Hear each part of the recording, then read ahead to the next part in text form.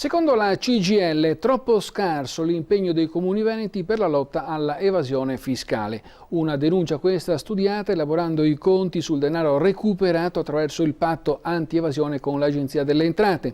Maglia nera per Venezia, dove in 2 anni i proventi della lotta all'evasione sono scesi del 90%. Giorgio Bonomi e Claudio De Zan.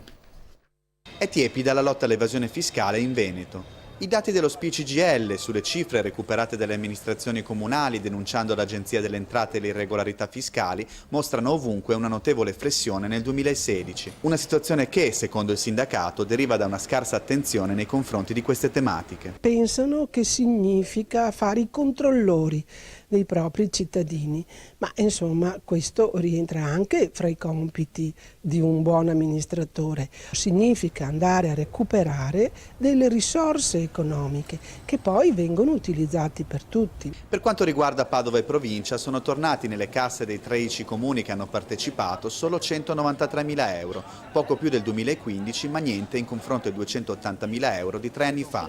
Tra i peggiori, almeno per quanto riguarda il rapporto soldi incassati abitanti, proprio il capoluogo. Nelle casse di Palazzo Moroni sono tornati solo 38.000 euro, niente rispetto ai 168.000 del 2014. Il Comune di Padova purtroppo ha avuto un calo drastico, in particolare nel 2016.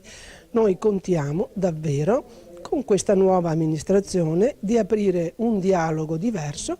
Non va meglio nelle altre province. Ad esempio, le 11 amministrazioni del veneziano che denunciano l'evasione hanno ricevuto nel 2016 34.136 euro, meno 78% rispetto al 2015 e meno 88% rispetto al 2014. Molti comuni però dicono non abbiamo abbastanza personale per fare questi controlli.